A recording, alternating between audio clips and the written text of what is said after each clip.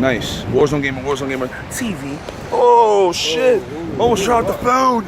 No job. Anyway, we just came from this thing right here. You guys might know what this is. That's Drama Setter. I'm your boy Warzone Gamer. We got a couple of these things. Yeah. So, we're VIP in this bitch. You don't gotta go to E3 to be at E3. Sony brings it to you. Come on. Hey, come on, man. Stir it up. Yeah. Yeah. So anyway, we just finished coming from seeing the PlayStation experience with Sony's E3 press conference at the movie theater. What movie theater? That was AMC 25th. AMC? Right there on 45th and Broadway. 45th Broadway. What did we see at this PlayStation experience? We've seen a lot of good games. I mean, we saw new footage of, what was it? Let me help you out there. Yeah. We seen No Man's Sky. We seen Uncharted 4. The Last Guardian, that's what We seen they opened up with The Last Guardian. Incredible. Do you know what the fuck that means? That means instant boner, my nigga. What the fuck you talking about? That is awesome. We saw was this like hybrid of cat, dog. Oh yeah. What I call him? I said the Chicat dog. That's what you're gonna be fucking with when you get on The Last Guardian. You're gonna have the Chicat dog. That's what it look like. It was amazing. I can see the relationship you're gonna build with that character. And the pet, whatever the fuck it is, you're gonna build a relationship with it. It's actually coming out in 2016. It's actually coming out 2016. They got a release date, not a release date, a release window. 2016. Sony's presentation was pretty decent. You know what I mean? I think it was a pretty decent briefing. You know, we went in there with higher expectations. I guess it came out like an average. But we did have the surprise hit of Horizon. Which was incredible. The remake of Final Fantasy VII. Yeah. That was a crowd pleaser. Everybody went crazy over that. Definitely did. What else? I mean, it was a plethora of indie games, but nothing really struck me out. I don't know. I guess there was so much that was shown. Right. That it got overshadowed sometimes. Like, I feel like the placement in the games, they opened strong. Right. Towards the middle, got a little... Right, yeah. You know. Started losing steam. And then it picked up again. But with the stuff they picked up with, I think kind of saved them because they threw a curveball. Yeah. It's like there was like the 9th inning, down by 1. Right. No, you're up by 1. But you got to close out this pitch. But if you don't close out this pitch, they're going to either go into overtime and extra innings come into play, and you could risk yourself in, losing the game. Sony, I think, did what they had to do. They showed what they needed to show. And I think they saved a lot more because I don't think they're going to go to Gamescom this year. No. So I'm believing, this could be theory, but I believe that they might just end up doing the PlayStation experience like they did last year. What was that, around November, December? That was around December, which was a smart thing for them to do. Yeah, because why keep putting money into these venues when you can make your own venue and fucking invite your friends and family over, which is us. Exactly. Because we make them money, so we're their friends. Good experience or whatnot. The Destiny fans out there, like, they really had like a DLC expansion pack coming out. Definitely did. DLC expansion pack coming out. What else they have? They were real light on the Vita games. They have Vita titles. They had actually announced a game there that said it was going to come out for the Vita as well. It was a PlayStation 4 title cross Vita. So, I don't really remember what the fuck it was, but it's going to be something big. Oh, the Final Fantasy, the World of Final Fantasy. Oh, yeah, yeah. So they announced this Final Fantasy game. It was the World of Final Fantasy. This shit was hilarious. Just seeing the reaction on people's faces. And people went crazy once they saw the Square Enix logo. Yeah. Clearly it was a Final Fantasy. Sorry if you can't hear us. Yeah. We're walking and talking, and we're gonna stop a cab soon. We're gonna try to knock out this video before we get in the cab, though. But it was funny because people expected like this high-end Final Fantasy 15 gameplay. Yeah. And all we had was like this little cute. This little cute, yeah. Look, like it looked like something that should have been on the Nintendo Wii U. Yeah, which was incredibly funny. But they did back it up with the trailer for the Final Fantasy VII remake? Yeah. Yeah, it's Literally right right behind. Final Fantasy VII, the remake, will be coming to the PlayStation 4 in 2020. No, we don't know when it's coming out, but you know, whenever it does come out, I think it's gonna be something huge. But there was something that had came out of that announcement. It was what was it? It said first on PlayStation. So this Final Fantasy HD remake isn't a PlayStation exclusive, which is pretty bad because that game was exclusive for Sony. Yeah. So for them to lose that was pretty bad. To this day, but they did have the PC, I think, remake of the Final Fantasy VII. I don't know, but that came out for the PC. Yeah. Which eventually will probably come out for the Xbox. So. Yeah. But hey, fuck it. Yeah. You know, like a game of that magnitude is supposed to be like spread across all consoles. Yeah. And I'm pretty sure they're gonna see a lot of money out of that. Mm-hmm. It's big. That was a big surprise hit. Yeah. Again, Horizon, I think that was like the Horizon was a standout title for me. It definitely was. I know there was some title, like it started off with Last Guardian, which was dope. Right. Then they went off and showed the Horizon. And like I said, it was just all spread out. I would just have to go recap it again and make a video or tune into the podcast. We'll do the podcast this week. You know, on that note, they just closed out with Uncharted. Showed Sully for the first time, looking old as hell. For the people who actually experienced it on the theater, it was funny because it stopped. I think there was like a little glitch that went on. Yeah. You couldn't move around and the crowd just went crazy. Yeah.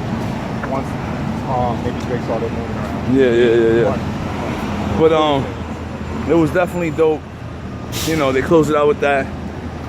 And you know, Microsoft was earlier this morning. You want to touch up on some Microsoft news? Yeah, let's do it. They had a real good press conference. Probably like one of the best press conferences they had since maybe like 2008, 2009. Yeah, they came out swinging. Saturday. Delivered nothing but games. They were very light on the third party. They did have third party there. They were very light on it, but they wanted to let you know that yeah, we're working on games. We got real games coming out. And they gave more of a realistic approach from the 2016 launch window. Yeah. It was incredible. Yeah. Rise of Tomb Raider, what else we saw? We've seen Rise of the Tomb Raider. We've seen Halo Chief Guardians. Yeah. Pretty much Halo's dead for me, so it wasn't even hyping me up. The hype for Halo died for me after part 3. So I didn't really care for Halo. It looked real. I said hello news. Halo news. Halo looked real generic. Like, It looked like your average. Remember? All right. So you gamers that actually owned an Xbox 360, you remember that magic Halo had. Halo was the shit. Halo was unique. It was fun. You know, they had the sticky bomb. Remember the sticky bomb? And that was, you know, it was a gimmick, but it sold and it was fun to play with. It's like this game doesn't have that special feeling. This feels like Call of Duty, Halo Warfare. And it's like, you just basically threw yourself off the building with that. Of course, yeah, you're gonna have your fan base that does buy it, but we all know Halo ain't Halo without Bungie. And this is the reason why Destiny still is the shit, you know what I'm saying? Like, and it's not that, oh, it's the shit, but the creativity with the people that actually make the game are at Bungie. They're not at 343. So, for me, I think that game is pretty much dead for me. It's gone, man. It's gone. So for every time they show Halo, Yeah. they really closed it out with something big, and that was Gears of War 4 gameplay. But let's skip. Let's not even skip all that. Let's talk about backwards compatibility. Yes. They finally announced, and I feel like if Microsoft needed anything to be a selling point at this point to picking up an Xbox One, backwards compatibility was that. When they announced that, it was like when Sony said, "Oh, so remember that console that's selling for $4.99? Yep. We're $3.99." So it was like one of those, wow, oh shit moments. You know what I'm saying? So for me, Marketing plan for Xbox, you know, it's a very good marketing plan. Trying to get rid of the 360 owners. They're like, you know what? Fuck it. You want Xbox One? You play your 360 titles. You're not Yeah. gonna lose out nothing.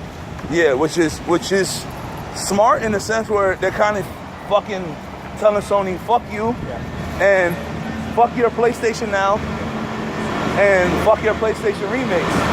That's what they're basically saying. They're telling you, fuck your remakes.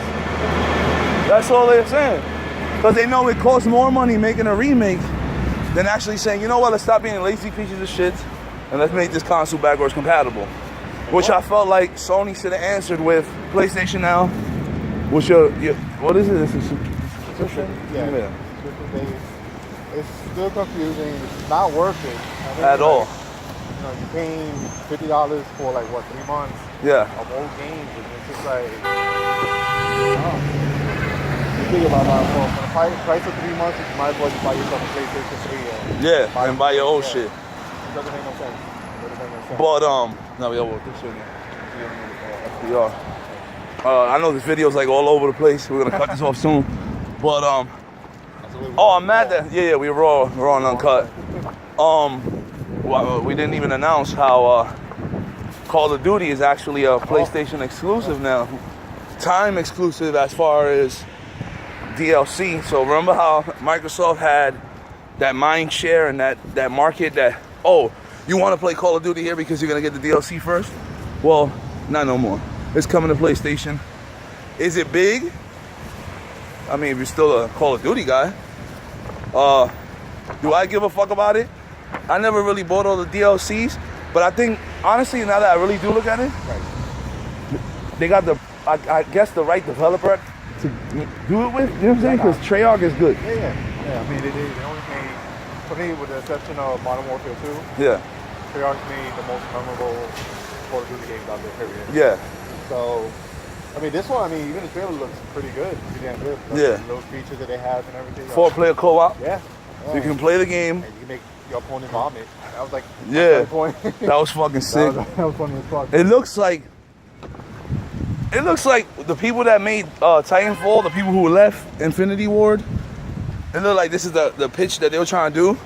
But Treyarch said, you know what, since you motherfuckers want to sit here and take our shit and run with it, we're going to show you how Titanfall, it looked like Titanfall 2. Look at that. It does. We didn't see any zombies. So I'm hoping that's, We know it's coming. It's coming. I hope so. Because within, it kind of revolutionized the whole zombie mode. Yeah. So it's coming. So I just hope it isn't a half-ass shit that Advanced Warfare tried to do. Oh, if you want to play zombies, you have to buy our maps. No, nigga, we not doing that. Nah. Anyway, let's finish up this Xbox. DLC, backwards compatibility was big for them. Yeah. Big selling point. Oh, controller. New controller. Elite. It reminds me of the Razer controller. There's a controller you can take apart, adjust the sensitivity on the analog sticks, trigger buttons and all that. Very expensive. Yeah, $149.99. Very, very expensive. $149. Is it worth it? Also really for the hardcore players, people who play 24/7. You better have a case for this shit. Because if you drop it, you're dropping another $150 on it. Like I was saying earlier, Solid Rev, he just bought his son an Xbox 360 because of the fact that he could play his old games. And I know with this announcement, he probably feels like shit. Sorry, Rev. Let's take that shit back, man. Get yourself an Xbox One. Yeah. Probably one of the smartest things that Microsoft has done in such a long time. I bought an Xbox One today. That's the broke. I said, you see the picture I sent you? I sent you a picture. I bought an Xbox One.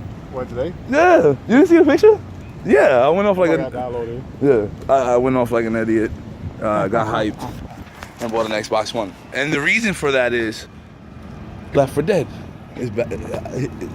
How can you not go backwards and play that? The fact that they opened up the backwards compatibility feature for the Xbox One.